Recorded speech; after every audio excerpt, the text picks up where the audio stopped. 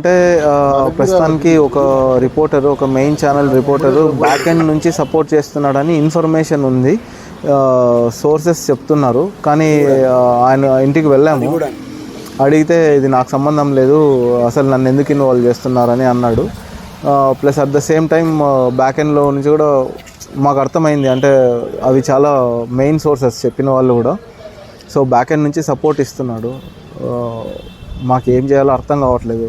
FIR file చేయడానికి, ఇట్లా media ముందర రావడానికి ఇంత లేట్ అయింది. యాక్చువల్లీ ఇది జనవరిలోనే సెటిల్ కావాల్సింది, ఇట్లాంటిది ఆగస్ట్ వరకు అంటే 7 months వాళ్ళు బాధపడుతున్నారు. మా ఇంటికి వస్తున్నారు, శరత్ వాళ్ళ ఇంటికి వెళ్తున్నారు, ఇది సాల్వ్ అవుతుందని ఒక చిన్న ఆశ. అంటే వాళ్ళ మీద గ్రడ్జ్ అట్లేం లేదు. నువ్వు బ్లాక్ ఎందుకు చేయాల్సిన అవసరం లేదు కదా. నీకు నిజంగా డబ్బులు ఇవ్వాలి అంటే బ్లాక్ చేయాల్సిన అవసరం లేదు. నువ్వు ఇంత అంటే వాళ్ళు వివిఐపి వాళ్ళు కూడా వచ్చారు. నువ్వు నిజంగా అనుకుంటే ఒక 20-30,000 పే చేసి ఒక ఇంజనీర్ని పెట్టేసి వ్యాలిడేట్ చేసి ఏది కరెక్టో ఏది తప్పు అనేది నీకు 1 month మ్యాక్సిమం ఒక 1 month పడుతుంది. నీకు పడితే మ్యాక్సిమం నువ్వు డబ్బులు ఇవ్వాలి, ఇది న్యాయం చేయాలి అనుకుంటే. నువ్వు ఎగరగొట్టాలి అన్నప్పుడు నీకు 7 months పట్టింది. అంటే ఎగరగొట్టాలన్నప్పుడు కంప్లీట్గా బ్లాక్ చేసుకుంటారు, ఇంకా మాట్లాడుకోకుండా. అది మాకు చాలా బాధ వేస్తుంది. మాకు వేరే సోర్స్ కూడా లేదు, వాళ్ళని ఎలా అప్రోచ్ కావాలి కూడా మాకు అర్థం కావట్లేదు. ప్లస్ ఇక్కడ చెప్పాను కదండి, సపోర్ట్ ఉంది బ్యాక్ ఎండ్. ఎవరన్నా సీనియర్ అఫీషియల్స్ని అప్రోచ్ కావాలన్నా కూడా ముందే ఆ ఇన్ఫర్మేషన్ వెళ్ళటము, వాళ్ళు కన్సిడర్ మా కేసు అంటే మాది కన్సిడర్ చేయకపోవడం ఇలా జరిగాయి. అందుకనే కొంచెం ఇంత టైం పట్టింది మాకు కూడా. ఎందుకంటే వాళ్ళు కూడా నమ్మాలి కదా. ఫైనల్గా దయచేసి మాకు న్యాయం జరిగేటట్టు అట్లీస్ట్ ఈ అప్పుల బాధ నుంచన్నా మమ్మల్ని బయటికి వేయండి చాలు. ఈ బిల్లుల నుంచన్నా అట్లీస్ట్ మీరే వ్యాలిడేట్ చేసుకొని మీరే సెటిల్ చేసుకోండి. మాకు ఇంకా మీరు ఫైనల్ సెటిల్మెంట్ చేస్తానంటే ఈ కన్స్ట్రక్షన్కి కష్టపడిండేది కూడా మాకు వద్దు.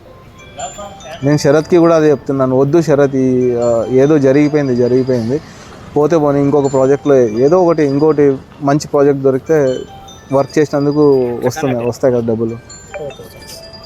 అంతే. థ్యాంక్స్ అండి. నా పేరు మహేష్ అండి, నేను సింగపూర్లో జాబ్ చేస్తుంటాను. శరత్ నా ఫ్రెండ్, ఒకే స్కూల్లో చదువుకున్నాము. ఇతను ఇంటీరియర్ డిజైన్ చేస్తుంటాడు, ప్లస్ కన్స్ట్రక్షన్స్ కూడా చేశాడు ఆల్రెడీ. ఒక 12 years దాకా ఎక్స్పీరియన్స్ ఉంది. మా లాడ్జ్ కట్టినప్పుడు అది నచ్చి మా బాబాయ్ సురేంద్ర, ఆయన అట్లాంటాలో ఉంటాడు, ఆయన ఇంట్రెస్ట్, అరే నా ఇల్లు కూడా కట్టుకోవాలి అన్న ఒక చిన్న కోరికతో నాకు ఫోన్ చేశాడు. నేను అప్పుడు శరత్ని ఇంట్రడ్యూస్ చేయడం వల్ల ఇది వాళ్ళ ఇల్లు కూడా కన్స్ట్రక్షన్ స్టార్ట్ అయింది. కన్స్ట్రక్షన్ స్టార్ట్ అయిన తర్వాత ఆయన కరెక్ట్ టైంకి డబ్బులు పంపించేటోడు, ప్లస్ కన్స్ట్రక్షన్ కూడా అయ్యేది. But at the same time ఇనిషియల్గా వీళ్ళు కాంట్రాక్ట్ ఏదైతే రాసుకున్నారో అది కేవలం ఫస్ట్ ఫ్లోర్ మాత్రమే రాసుకున్నారు.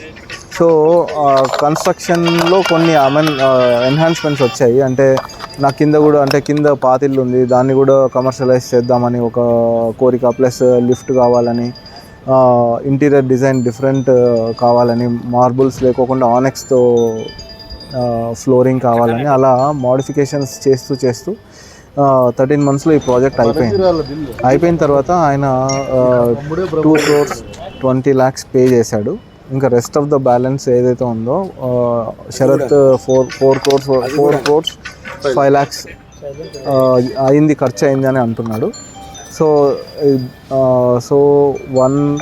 1 crore 86 lakhs రావాలి. సో మేమేమంటున్నామంటే దయచేసి ఆ బిల్లులన్నీ ఆల్రెడీ వాళ్ళకి పంపించాము, ఆ బ్లాక్ తీసేసి ఒక ఇంజనీర్ని పెట్టి ఆ ఇంట్లో ఏ ప్రోడక్ట్స్ ఉన్నాయి క్రాస్ వెరిఫై చేసుకొని మీరే నెగోషియేట్ చేసి మీరే ఆ బిల్లులు కట్టేయండి. ఎందుకంటే ఇన్నేళ్ళుగా ఒక రెప్యుటేషన్ మెయింటైన్ చేస్తూ పెరిగి అందరూ ఇండ్లకు వచ్చి చాలా ఇబ్బంది పెడుతున్నారు. మేము ఒకటే న్యాయం కోరుకుంటున్నాం, మీరే అది సాల్వ్ చేసి దయచేసి ఆ బిల్లులన్నీ తీసుకొని వెరిఫై చేసి మీరు కట్టేసి మాకు ఈ బాధలో నుంచి విముక్తి కలిగిందని వేడుకుంటున్నాము. దయచేసి ఇది న్యాయం జరిగేటట్టు శరత్కి ప్లస్ హెల్ప్ చేయండి అని రిక్వెస్ట్ చేసుకుంటున్నానండి. మీడియా మిత్రులకు నమస్కారం అండి. నా పేరు శరత్ కుమార్, శరత్ బాబు. నేను ఇక్కడ 10 సంవత్సరాలుగా ఇంటీరియర్ డిజైనింగ్ అండ్ బిల్డర్స్గా ఉన్నాను.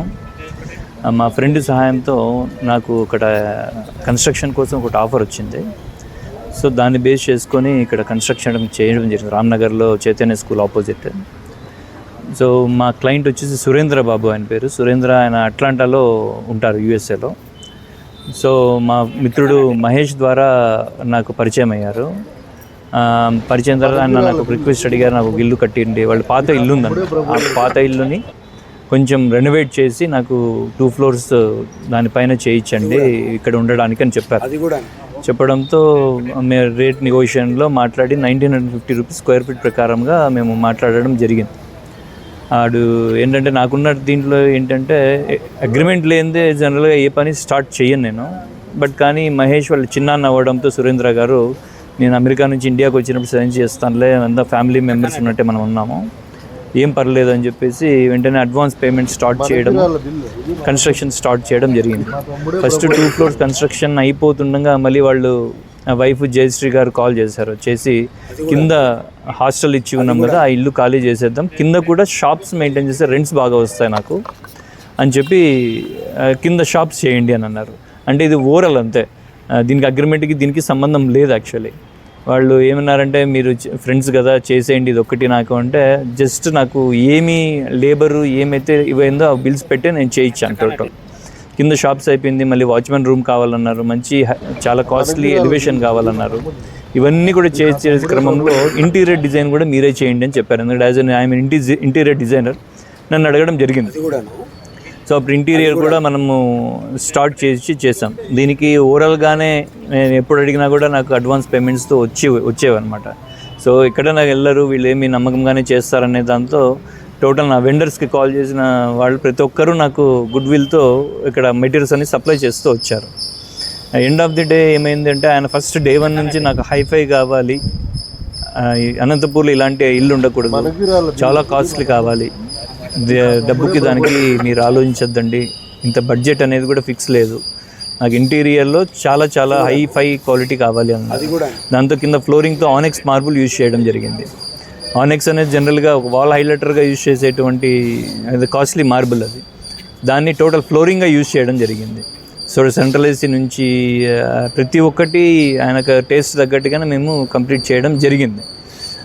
లాస్ట్ పేమెంట్స్ వచ్చేటప్పటికి నేను ఇండియాకి వస్తున్నాను కదా గృహప్రవేశంకి. సో అప్పుడు నేను కంపల్సరీ ప్రతి ఒక్కరికి డబ్బులు మీకు ఇచ్చేస్తాను, సెటిల్ చేస్తానని చెప్పడం జరిగింది.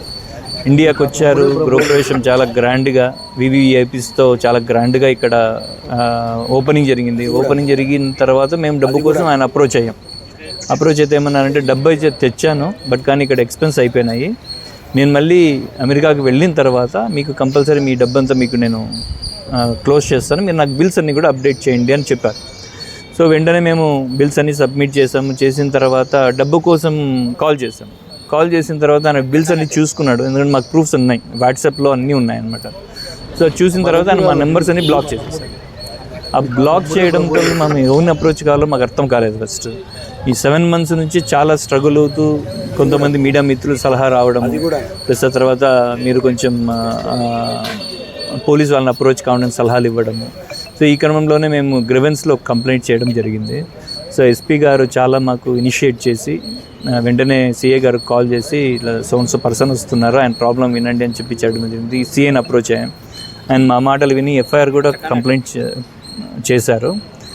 సో ఇంకా ఆయన రెస్పాన్స్ ఎట్లా ఉంటుందో మాకు అర్థం కావడం లేదు. కాబట్టి మీడియా మిత్రుల ద్వారా ఈ మెసేజ్ని, మా బాధని ఆయనకి వ్యక్తపరుస్తున్నాం. ఆయన ద్వారా వెళ్ళి ఆయన అప్పుడన్నా మాకు బ్లాగ్స్ అన్నీ రిలీజ్ చేసి వచ్చి మాతో మాట్లాడి వెండర్స్కి ఇవ్వాల్సిన డబ్బులన్నీ కూడా ఆయన ఇచ్చి సెటిల్ చేస్తే మాకు బాగుంటుందనే దాంతో మిమ్మల్ని అప్రోచ్ కావడం జరిగిందండి. ఇందులో మీడియా వాళ్ళు కూడా పాత్ర ఉంది. మీడియా పాత్ర అనేది కాదండి, అంటే యాక్చువల్లీ సురేంద్ర ఎవరైతే మా క్లయింట్ ఉన్నారో ఆయన 25 years బ్యాక్ సెటిల్ అయిపోయారు అక్కడ. అనంతపూర్లో చాలా తక్కువ మంది ఫ్రెండ్స్ ఉన్నారు ఆయనకి. అంటే ఈయన కొంచెం స్టైలిష్ పర్సన్, హైఫై పర్సన్. అంటే ఆయన కోరికలు ఏంటంటే, ఇప్పుడు ఆ ఇల్లు మీరు చూస్తేనే 99% ఎవరు కూడా అంత స్పెండ్ చేయరు. ఆయనకు ఉండేటువంటి కోరికలు అలాంటి కోరికలు. సో దాంతో ఏంటంటే హీ వాంట్ టు షో, ఆయన కెపాసిటీ చూపించుకోవడానికి కొంచెం లోకల్ సపోర్ట్ కావాలనే దాంతో ఒక టీవీ రిపోర్టర్ వాళ్ళకి బంధువు అవుతారు, ఆయన దూరం బంధువు. ఆయన ద్వారా వివిఐపీఎస్ని, ఎమ్మెల్యేస్ని, ఎంపీస్ని వీళ్ళందరినీ కూడా పిలిపించి చాలా గ్రాండ్గా ఓపెన్ జరిగింది. సో ఆయనది ఇండైరెక్ట్గా ఆయనను చూసుకునే సురేంద్ర గారు మాకు డబ్బులు ఇవ్వట్లేదో మాకు ఒక ఇల్యూషన్స్ అంతనే, దేర్ ఇస్ నో ప్రూఫ్ అది అనమాట. సో ఆయన సహకారాలు ఉన్నాయని నాకు. సో ఎందుకంటే ఆయన ఈకోకుండా వెళ్ళిపోయినాడు అంటే అదొక బ్లాక్ చేయడం అనేది 100% అది బ్లఫింగ్ ఉన్నట్టు. ఆయన ప్రాబ్లం ఏదైనా ఉంటే ఓపెన్గా ఎక్స్ప్రెస్ చేయొచ్చు, కన్స్ట్రక్షన్ బాగాలేదా, లేకపోతే ఆయన ఏదన్నా మాట్లాడచ్చు, ఏదన్నా మాట్లాడడానికి మా దగ్గర ఆన్సర్ ఉంది. సో నా పార్ట్ అయితే లక్ష్మణ్, మా పార్ట్ ఒకటైతే మా బ్రదర్ లక్ష్మీనారాయణ గారు అంటే మాకు చాలా చిన్ననాటి మిత్రుడు ఆయన కూడా. సో ఆయన కూడా సప్లయర్స్ ఏదైతే ఓపెనింగ్కి ఆయన చేసినటువంటి ఓపెనింగ్ గ్రాండ్నెస్కి సప్లయర్స్ చైర్స్ కానీ షేమియా నుంచి ఇవన్నీ కూడా ఇచ్చారు. ఈయనకు కూడా డబ్బులు ఇవ్వాలి. ఈయనకి బిల్డింగ్కి దీనికి సంబంధమే లేదు, ఆయనకి ఎవరు తెలియదు కాబట్టి మేము ఇంట్రడ్యూస్ చేసాము. చేసిన దానికి ఈయన కూడా డబ్బులు ఇవ్వకుండా వెళ్ళారు. ఆయన కూడా ఒకసారి మాట్లాడతారని. ఎంత రావాలి మీకు మొత్తం టోటల్? టోటల్ బిల్డింగ్ కాస్ట్ వచ్చేసి 4,05,00,000 వరకు అయింది. అందులో నాకు 219 వరకు వచ్చిందండి. ఇంకా 1,86,00,000 నాకు రావాలి. బిల్డింగ్ కన్స్ట్రక్షన్, ఇంటీరియర్, కింద షాపులు, ఎలివేషన్, వాచ్మ్యాన్ రూమ్స్ అన్నీ కలిపి